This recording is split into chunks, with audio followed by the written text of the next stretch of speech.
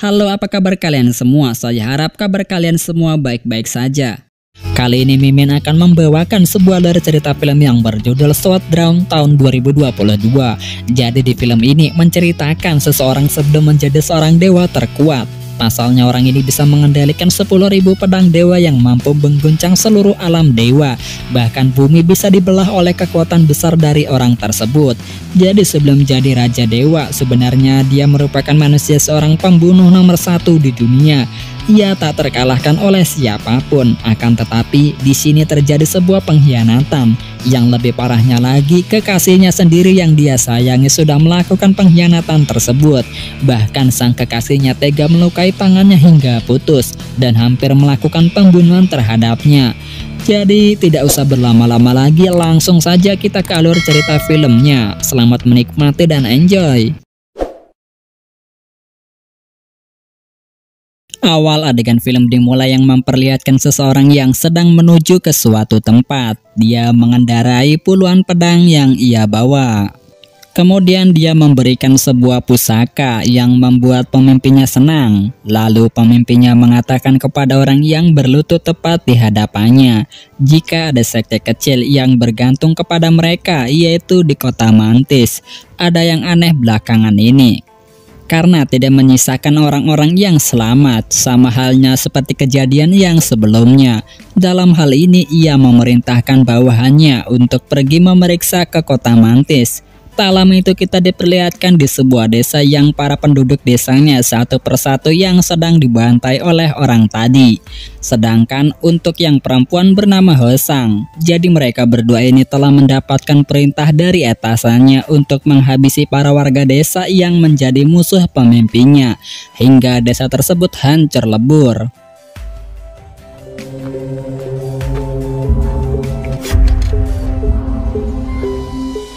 Kemudian setelah melakukan aksinya, Hosang dan juga pria yang bersamanya ingin mengajak Hosang untuk pergi meninggalkan perselisihan ini dan sekaligus meninggalkan dunia persilatan yang penuh dengan kekejaman tersebut. Ketika mereka berdua akan pergi, ternyata mereka berdua sudah diikuti oleh beberapa orang yang muncul untuk menghadang kepergiannya. Kali ini lawan mereka sangat kuat sekali. Mereka layak disebut dengan sebagai seorang pendekar yang sangat kuat. Pasalnya orang tersebut menyerang pria yang bersama Hosang dengan sangat brutalnya. Dia bisa mengendalikan senjatanya. Hal tersebut membuat si pria tampan hanya bisa menghindari pertarungan itu, agar ia bisa segera cepat melarikan diri bersama dengan pacarnya, yaitu Hosang.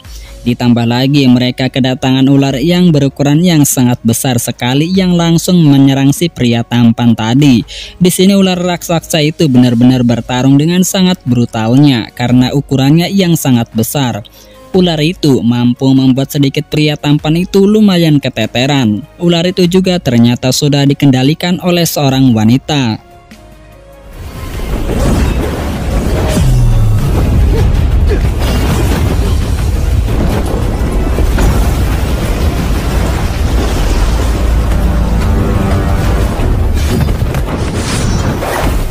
Di suatu waktu, pada akhirnya pertarungan itu pun sempat berhenti. Ternyata pria tampan tadi bernama Jian.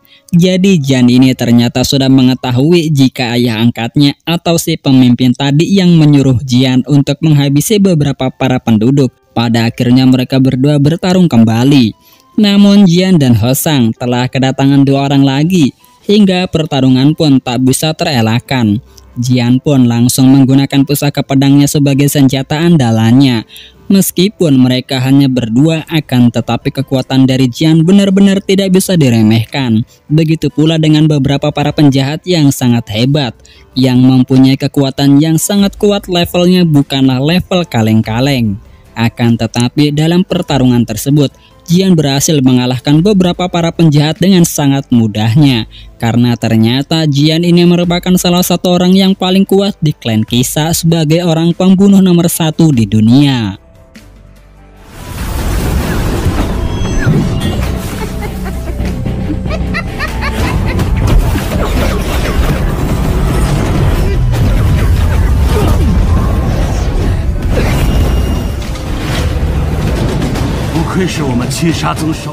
Kemudian saat Jian dan Hong Sang yang berada di atap rumah, kemudian Jian yang sedang mengendalikan puluhan ribu pedangnya untuk menghalau serangan dari lawannya.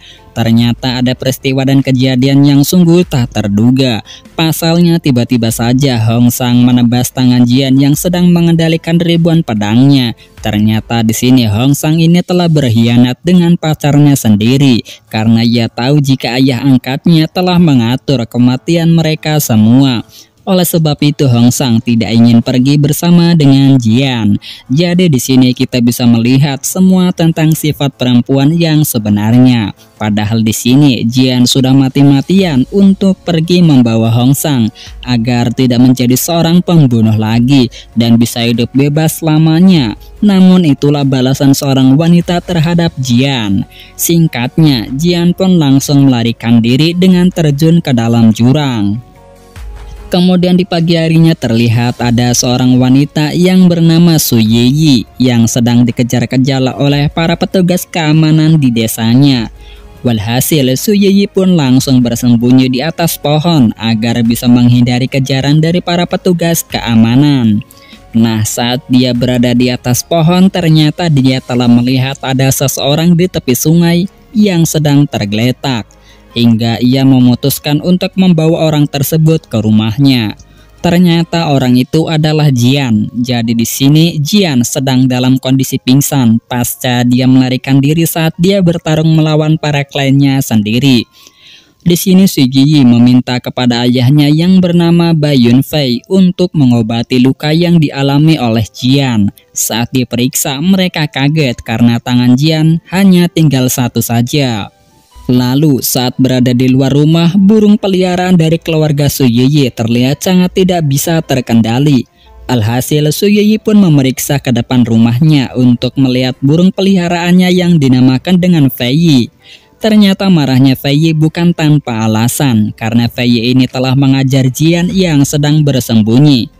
Fei Yi tak mengetahui jika Jian ini merupakan tamunya. Alhasil karena Jian dikira penyusup, Jian hampir babak belur dihajar burung tersebut.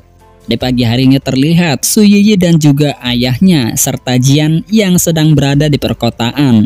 Waktu itu ternyata yang lebih gokilnya dari keluarga sederhana Su Yiyi. Dia memanfaatkan Jian yang tangannya buntung untuk menjadi seorang pengemis, agar dia bisa mendapatkan uang banyak dari simpati orang-orang yang melihatnya. Alhasil dari beberapa orang yang lewat, ternyata banyak sekali yang memberikan uang. Akhirnya rencana dari Su Yiyi telah berhasil mendapatkan pundi-pundi uang. Lalu di kota itu datanglah para bandit yang mengaku-ngaku sebagai Jian dan para anggota klan kisah lainnya. Ternyata tujuan keenam bandit tersebut untuk menakut-nakuti para penduduk desa agar mereka takut dan tunduk terhadap perintahnya. Mereka tidak tahu aja jika si pembunuh nomor satu ini sedang berada di sekitar mereka. Saat si para bandit itu akan pergi dari tempat itu, tiba-tiba saja pedang yang dibawa oleh salah satu bandit itu datang menghampiri Jian yang sedang santuinya sebagai seorang pengemis. Saat itu Jian benar-benar sangat direndahkan serta diremehkan karena kondisinya yang sangat memprihatinkan. Bahkan di sini tangan Jian diinjak-injak oleh si bandit tersebut. Untungnya waktu itu Su Yiyi langsung datang menyelamatkan Jian dari para bandit tersebut. Ternyata Su Yiyi ini bukanlah seorang wanita yang sembarangan. Ternyata Su Yiyi jago gelut. Bahkan si keenam para bandit tersebut tidak bisa berkutik saat Su Yiyi melakukan penyerangan terhadap mereka. Hingga Su Yiyi berhasil mengelabui mereka dan melarikan diri bersama dengan Jian. Sesampainya di sebuah gubuk, pada saat itu suasana hati Jian benar-benar terpuruk. Pasalnya saat Su Yiyi memberikan kue kepada Jian, Jian malah membuang kue tersebut karena Jian benar-benar merasa bingung apa yang telah terjadi dengannya. Ia hampir tidak percaya lagi dengan namanya kebaikan karena ia takut akan masa lalunya yang sangat kelam yang sudah dikhianati oleh sang kekasihnya sendiri. Namun di sini Su Yiyi tidak menyerah begitu saja. Ia meyakinkan kepada Jian jika ia dan keluarganya sangat tulus untuk merawatnya. Ia meminta kepada Jian agar Jian mau mempercayai niat baiknya. Di pagi harinya terlihat Jian dan juga si Yiyi yang sedang berduaan. Nah, waktu itu datanglah salah satu adik perempuannya yang sedang melaporkan kepada mereka berdua karena ada suatu masalah. Di sisi lain terlihat adik Su Yiyi yang sedang disekap oleh para bandit.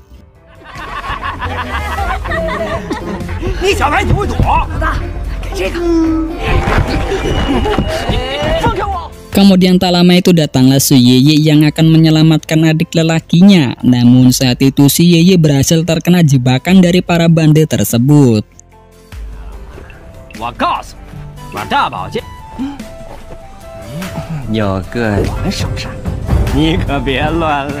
Nah, saat itu datanglah Jian yang langsung menyerang satu persatu anggota para bandit tersebut sehingga membuat para bandit tersebut sangat ketakutan. Tak hanya itu saja, kemudian datanglah para bandit yang lainnya, namun kali ini jumlahnya lumayan cukup banyak.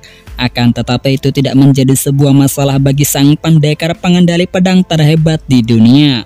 Hingga singkatnya di sini Jian langsung mengendalikan beberapa pedangnya untuk menakut-nakuti para bandit tersebut. Setelah berhasil menyelamatkan Su Yiyi dan adiknya, sesampainya di rumah Jian telah dipanggil oleh ibu Su Yiyi untuk menghadap kepadanya. Ternyata setelah Jian menghadap ke ibunya Su Yiyi, ternyata ibunya sudah tahu jika dia adalah anggota salah satu dari klan Qixia.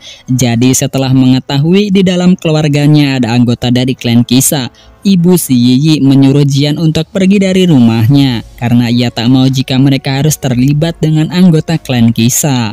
Di sini juga Su Yiyi sudah mengetahui jika ibunya telah menyuruh Jian untuk pergi dari rumahnya. Terlihat Su Yiyi yang sangat sedih jika besok ia akan ditinggalkan oleh Jian.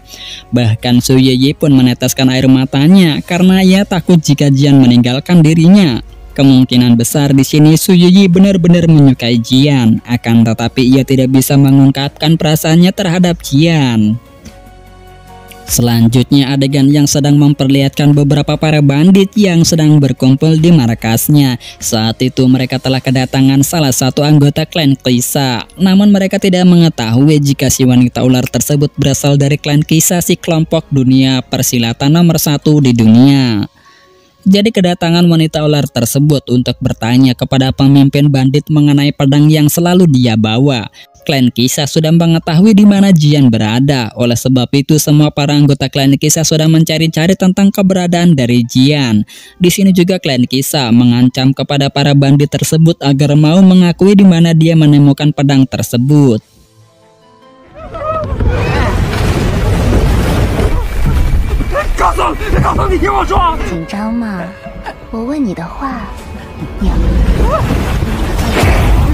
Kemudian di pagi harinya terlihat Jian yang sedang memakai pakaian milik ayah Su Yiyi saat masih muda. Saat itu ketika ibu Su Yiyi melihat pakaian yang sedang dikenakan oleh Jian, tiba-tiba saja Jian mengingatkan tentang masa muda dari suaminya sehingga hal tersebut membuat dia pingsan. Nah, saat berada di ruangan makan, ternyata yang menyiapkan semua masakan di meja ini adalah Jian. Ternyata meskipun Jian merupakan seorang pendekar pedang nomor 1 di dunia, ia juga sangat ahli dalam dunia perdapuran. Nah, singkatnya di sini ibu si Yiyi tidak jadi mengusir Jian dari rumahnya karena Jian telah mengingatkan masa-masa muda ia bersama dengan suaminya.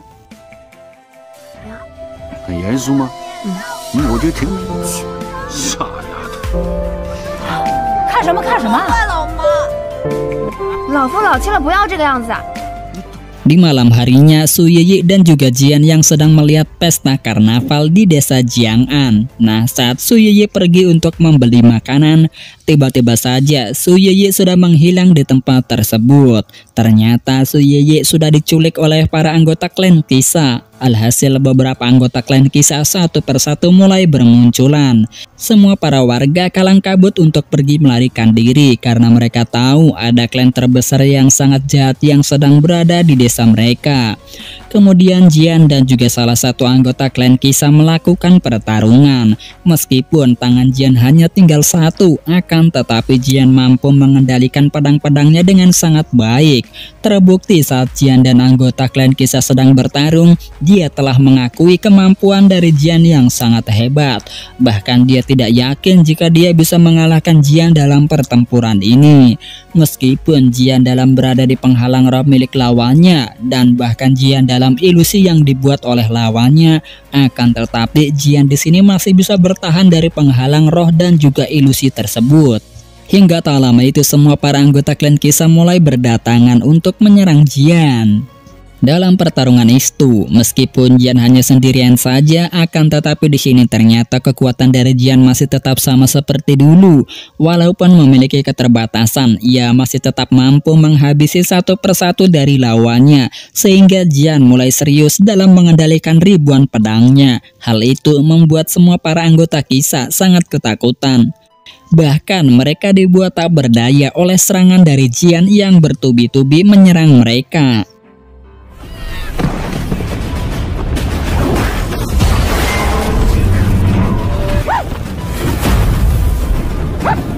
Setelah pertarungan itu, kini Jian harus bertarung kembali melawan mantan kekasihnya dahulu yang sudah berkhianat kepadanya. Dalam pertarungan itu, Jian harus membawa tubuh Su Yiyi yang masih lemah tak berdaya akibat racun yang ada di dalam tubuhnya. Namun itu tidak membuat Jian berubah pikiran, ia masih tetap melawan kedua wanita tersebut. Setelah itu kini giliran si wanita ular yang berubah wujud menjadi ular raksasa berkepala banyak. Dan setelah berubah, tiba-tiba saja burung peliharaan milik keluarga Su Yiyi tiba-tiba saja datang melawan ular berkepala banyak tersebut. Di sisi lain diperlihatkan Su Yiyi dan juga Jian yang sudah sampai di rumahnya. Saat itu ternyata ayah angkat dari Jian sudah berada di sana yang menyamar sebagai ayah Su Yiyi. Untungnya Jian membongkar kedok penyamaran ayahnya. Dan saat itu juga mereka berdua saling bertarung satu sama lain. Akan tetapi dalam pertarungan itu terlihat jika Jian ini bukanlah tandingan dari ayah angkatnya sendiri. Nah, saat Jian akan dihabisi nyawanya oleh ayah angkatnya sendiri, tiba-tiba saja datanglah ayah Su Yiyi yang langsung datang menyelamatkan nyawa Jian disusul dengan ibunya Su Yiyi. Ternyata kedua orang tua kandung dari Su Yiyi ini bukanlah orang yang sembarangan, karena mereka berdua ini bisa mengimbangi kekuatan dari ayah angkatnya. Ternyata pemimpin tersebut mengetahui jati diri yang sebenarnya dari kedua orang tua Su Yiyi. Karena si pemimpin klan Kisah mengatakan jika ada aura pedang gunung Zu dan ilmu hati Nuwa. Ia juga mengetahui nama asli dari mereka berdua. Kemudian setelah tahu jika kedua orang tersebut bukanlah orang yang sembarangan, pada akhirnya pertarungan itu pun kembali dimulai. Hingga dalam pertarungan itu ayah angkat Jian pun melarikan diri. Tak lama itu Su Yiyi mendatangi ibunya, lalu dia tiba-tiba saja menodongkan pisau terhadap ibunya sendiri. Setelah ditelusuri, ternyata saat Su Yiyi sedang melawan para prajurit, tiba-tiba saja waktu itu telah datang ayah angkat dari Jian yang menghampiri Su Yiyi. Dalam hal ini, pemimpin klan Kisah mengatakan kepada Su Yiyi jika dia bukanlah anak kandung dari Bai Yunfei dan juga Ran Qingchen. Kemudian hal tersebut langsung diceritakan oleh penjahat tersebut. Ia menceritakan pada kasus kejadian di malam pembantaian desa keluarga Su pada waktu itu. Ada seorang anak perempuan yang masih selamat dari tragedi pembantaian tersebut. Kira-kira usianya hampir sama seperti Su Yiyi. Nah, jadi itulah mengapa Su Yiyi berbuat seperti itu kepada ibunya sendiri. Jadi di sini Ran Qingchen pun membenarkan perkataan dari Su Yiyi karena pada kejadian 20 tahun yang lalu dia telah menewaskan banyak orang dan Su Yiyi sendiri bukanlah anak kandungnya karena ibunya sendiri sudah dihabisi oleh Ran Qingchen saat Ran Qingchen tidak bisa mengendalikan pedang milik sektenya, sehingga Ran Qingchen telah berhasil dikuasai oleh iblis. Jadi seperti itulah kisah dari Ran Qingchen bersama dengan Bai Yunfei. Singkat ceritanya di sini Su Yiyi langsung menusuk pisaunya kepada ibu angkatnya. Saat itu juga datanglah orang tua angkat dari Jian yang langsung menyerang Ran Qingchen. Untungnya nyawa Su Yiyi berhasil terselamatkan berkat ibu angkatnya. Jadi di sini ibunya merelakan nyawanya demi melindungi Su Yiyi dari serangan lawannya. Nah, di sini setelah Jian sadar, ia langsung menyerang dengan alat seadanya untuk mengelabui ayah angkatnya sendiri. Dan ia pun bersama dengan adik-adik dari Su Yiyi langsung pergi melarikan diri dan meninggalkan Su Yiyi dengan ibunya sendiri di tempat tersebut.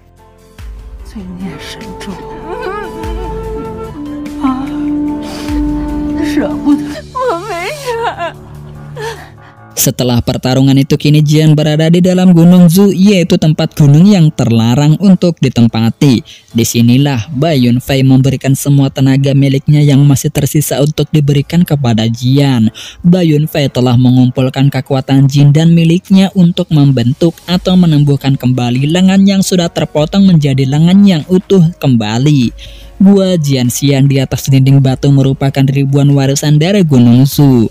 Nah, setelah itu kini terlihat tangan Jian yang sudah kembali utuh berkat kekuatan dari Bai Yunfei. Kini Bai Yunfei telah menurunkan kekuatan legendaris miliknya, yaitu pengendali 10.000 pedang dewa yang mampu mengguncang istana para dewa dan membelah bumi dengan kekuatan yang paling mengerikan. Kini tingkatan kekuatan dari Jian sudah sama dengan dewa, akan tetapi dia memilih untuk tidak menjadi dewa karena ia lebih memilih menjadi seorang manusia biasa. Tak lama itu tibalah Jian ke tempat markas klan Qixia. Di sana ia dengan sangat mudahnya menghabisi nyawa ratusan para prajurit klan Qixia dengan mengendalikan pedang miliknya. Hanya butuh beberapa detik untuk melumpuhkan semua para prajurit tersebut. Sebelum dia bertarung dengan mantan pemimpinnya, ia sempat berbincang sedikit. Kemudian pemimpin tersebut memperlihatkan Su Yiyi yang sedang berada di genggamannya. Tubuhnya Su Yiyi sendiri lama-kelamaan akan ditumbuhi oleh es yang menyelimuti tubuhnya, sehingga dalam hal itu pada akhirnya pertarungan antara Jian melawan mantan pemimpinnya telah dimulai. Kini setelah Jian telah mendapatkan kekuatan dewa pengendali 10.000 pedang dan juga tangannya sudah kembali normal, kini kekuatan dari Jian sangat berubah drastis. Dia benar-benar seorang dewa terkuat penguasa dunia perdewaan. Bahkan kini pemimpin klan Qixia merasa sangat kesulitan saat bertarung melawan manusia dewa tersebut. Kemudian kini pemimpinnya tersebut berubah bentuk menjadi sang dewa iblis Qixia raksasa, dan Jian juga menggunakan 10.000 pedangnya untuk menyegel iblis dewa Qixia. Setelah itu Jian pun hampir berhasil menyegel sang dewa iblis Qixia, akan tetapi di sini konsentrasinya terhalang oleh Su Yiyi karena tubuh Su Yiyi sendiri hampir saja membeku. Oleh sebab itu dia pun langsung menolong Su Yiyi dan langsung pergi dari tempat tersebut. Setelah berada di luar, pemimpin klan Qixia pun telah bangkit kembali dan langsung menyerang kembali kepada Jian. Dalam pertarungan itu terjadilah pertarungan antara dewa terkuat melawan dewa iblis. Di sini dengan kekuatan iblis Qixia, ia mampu mengguncang dunia. Bahkan kekuatannya benar-benar di luar dugaan, sehingga disinilah Jian langsung menggunakan 10.000 pedang dewa untuk menghabisi nyawa iblis Qixia. Pada akhirnya pertarungan pun berhasil dimenangkan oleh Jian karena Jian menggunakan kekuatan 10.000 pedang tingkat akhir. Pedang tersebut benar-benar pedang yang sangat hebat. Nah, pedang inilah yang dinamakan dengan pedang yang mampu mengguncang dunia para dewa, bahkan bisa membelah bumi.